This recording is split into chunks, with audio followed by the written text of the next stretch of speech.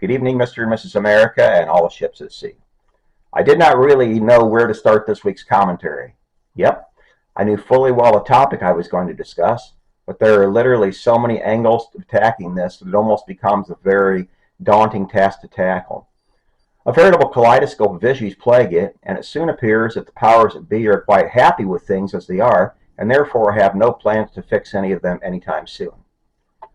And aunts and uncles, as you already know from the thumbnail for this video, I am in fact addressing the elephant in the room that is YouTube, and even more specifically, just how powerful and daunting is the monstrosity that YouTube has become. I will begin by stating the obvious. I've been doing YouTube on a weekly basis for the course of 2 years now, and my weekly viewership and overall number of subscribers remain artificially low. I say, quote, artificially, because it has over the course of those 2 years become apparent to me that YouTube has no interest whatsoever in promoting my videos, and in fact seems very interested in seeing this puppet go away. Now, before anyone watching quickly dismisses me as having delusions of grandeur, please watch the remainder of this episode before making that decision. Anyone who looks can see that this puppet has been averaging about 30 views per week over the past month. This after posting weekly videos for 2 whole years. The instances of new channels making the 1,000 views per week limit in their first year are actually somewhat rare on YouTube, but it does happen. What many fail to realize is that YouTube is gigantic beyond the imagination of most. The current database of videos at the behemoth sits at 5.1 billion total as of 2025, and growing at an average rate of 360 hours of new content uploaded every single minute. Think about that, kids and cousins. That, folks, in and of itself poses a problem that upstart channels like mine even gaining much viewership, because there is no way many will ever know that my videos ever exist within that massive pool. However, folks, we are not letting them off the hook just yet. You see, folks, there is this little thing called the algorithm. Yes, that algorithm. In fact, there are myriad how-to videos on the service that offer advice on how to game the system to up your chances of gaining more viewers and subscribers more quickly. All that I have watched propose setting a 24-hour waiting period between the actual time of uploading one's video to when it actually premieres. The thinking is that it allows the aforementioned algorithm to properly analyze one's content and calculate which audiences to promote it to. And while that all sounds fine and well in theory, it never actually works that way in practice. In fact, I have regular subscribers who have told me that they do not even see my weekly videos come up on their YouTube video feeds once they publish to the service. Nope. And that alone should strike anyone as more than a bit odd. You see, friends and neighbors, we should never give the benefit of the doubt to mega wealthy corporations like Alphabet Incorporated, especially where money is involved.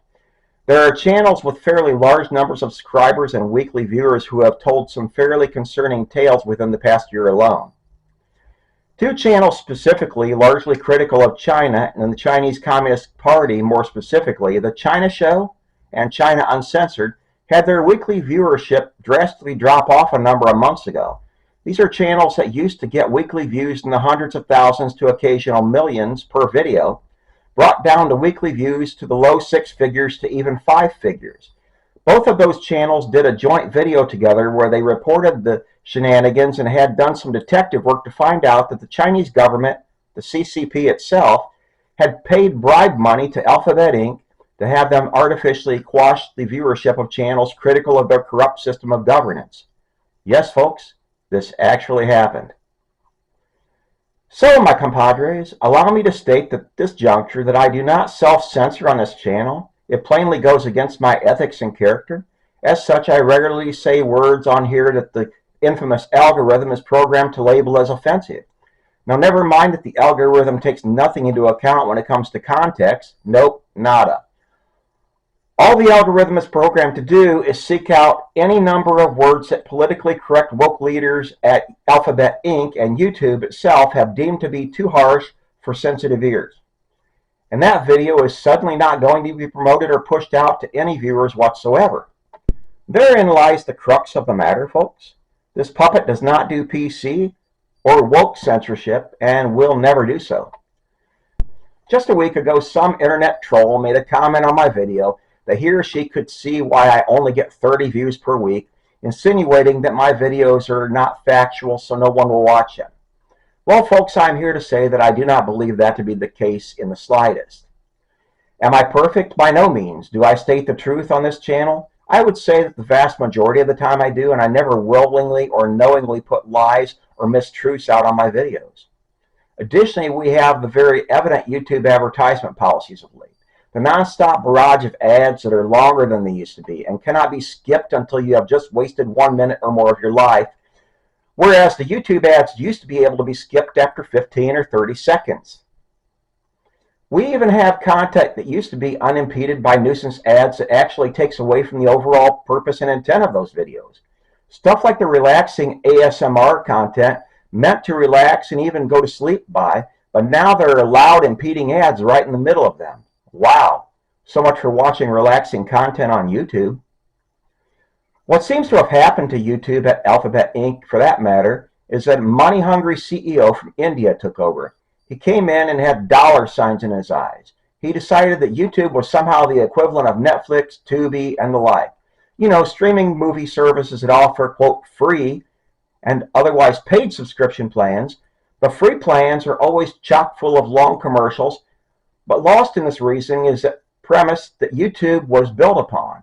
Independent content creators publishing their videos for everyone to see, unimpeded by the entrapments of network television. So much for that. Onward ho with the make money at all costs mentality. And while on the topic of ads, what is it with YouTube of late bombarding me with political ads from San Francisco, California? I live far from California. What do these ads have to do with my family or voting habits in the slightest? I can assume that they might be trying to spread liberal propaganda via these ads to conservative areas of the country. And how devious is that, folks?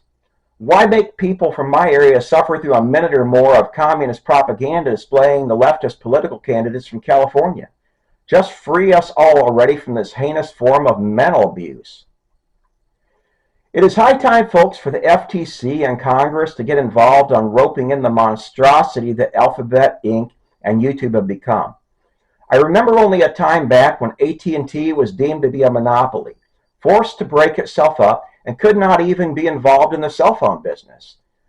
Even Microsoft Corp was ruled a monopoly for packaging Explorer web browser with the Windows operating system and effectively killing the Netscape web browser in entirety, all while Safari, AOL, and Opera web browsers also were in existence. So please tell me what is really any different than YouTube of late. The only competitors, and minor ones at that, are Rumble, Spotify, and Vimeo, none of which have any semblance of market share as compared to this YouTube behemoth. YouTube has far too much unchecked power over who gets their content promoted, publicized, and out for the overall population to see. They are also a censorship machine in a nation of constitutionally guaranteed freedom of expression and speech. That should concern all of us, pats and expats, as it is run by a politically left-leaning culture, and the potential ramifications of that do not ever bode well. Good night, my loyal viewers, and sleep well.